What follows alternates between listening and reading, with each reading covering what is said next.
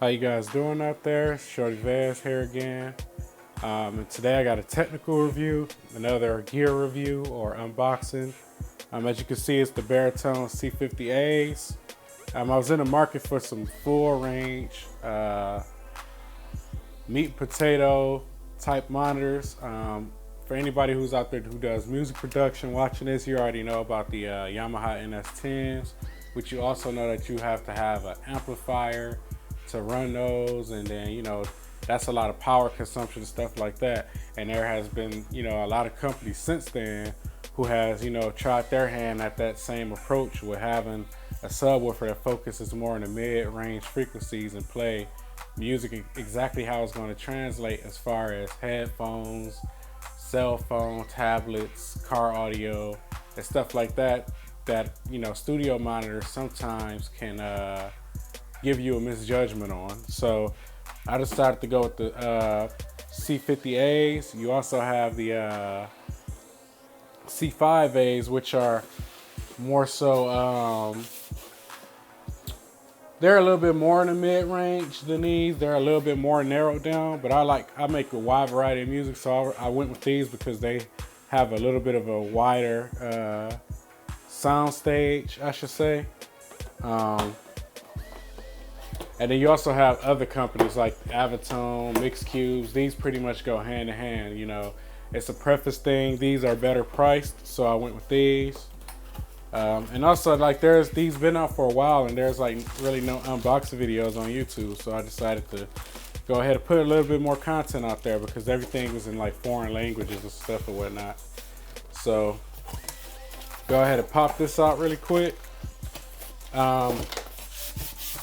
As far as the specs go, it's a 30-watt monitor, so it's not meant for you to play super loud. You can't use it as a monitor for a birthday party or something like that, like you could do with most studio monitors.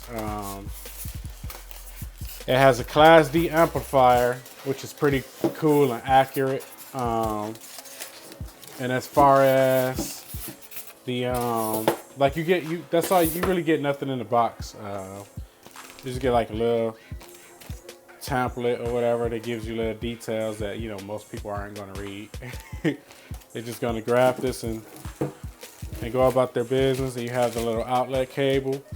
As you can see, it's just that the amplifier is built within the speaker. But as far as specs go, and I'll get a better angle of the speaker so you guys can get a better idea of how it looks, and I'll also put it next to a HS8 Yamaha monitor so that you can get an idea for the actual size. But as far as frequency response, it's 90 hertz to 17 kilohertz, and it has a 6.5-inch cabinet, and the speaker itself is 5.25 inches. So the speaker is going to pretty much play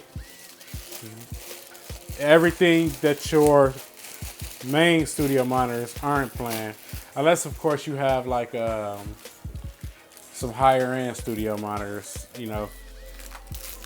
that are out there, like Atoms and stuff like that, which these still would enhance that sound too.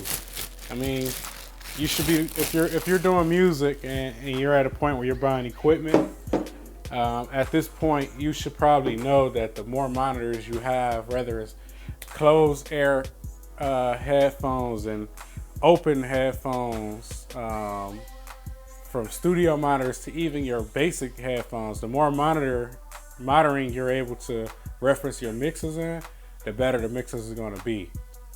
So as you can see, it's a nice little monitor. Got that cable here that I showed you. It has a nice gloss to it, if you can see that. You should be able to see the light or something coming off of it. It's so glossy that it was a piece of hair on it, and it looked like a scratch. On the back you have your input. You have a trim. It goes from negative dB up to a negative 6 dB to positive 6 dB, if you can see that. You have a regular XLR input, and you have a TRS input, and then you also have the regular RCA style input. if you wanted to go that route. You have the switch here, and then just basic, information as far as, the monitor and cautionary information and whatnot. But the unit itself is pretty cool. I could show you guys the bottom. A lot of people are wondering, like, it's so small. People who've seen it in person, they're so small that you don't necessarily want to put them on a monitor stand because it'll look funny. But as you can see here, it comes with a unit, a little area that you could drill, or not drill, but screw a stand into, and it suits both common size microphone stands. So it comes with the smaller one here, but if your stands are too big, you can screw that out, and then there's actually another set of threads that you can use in there. I'll show you guys how it looks on an actual stand next to the HS8 right now, actually. Now, as you can see, as far as size goes, the Behritone C50As are way smaller than the Yamaha HS8s. And I decided to show you the size comparison because the Yamaha brand is pretty much one of the most sought after when it comes to pro audio and studio life and engineering or whatever you might be doing musically. And although that is the new HS8 version that they released this past winter, the HS80s, everyone has seen those before. So you get a good idea. Now, as you can see, the Behritone, the entire sub, the entire box, the entire unit is almost smaller, or if not the exact same size as the HS8 monitor itself, because like I said earlier, that is a 6.75 or 6 3/4 inch cabinet, and that sub in the HS8 is 8 inches. So that size difference is crazy. But in conjunction with the HS8, I don't have to go back and forth to my car and with a beat or a song and then listen to it in my Android or iPad or stuff like that just to get the mix right.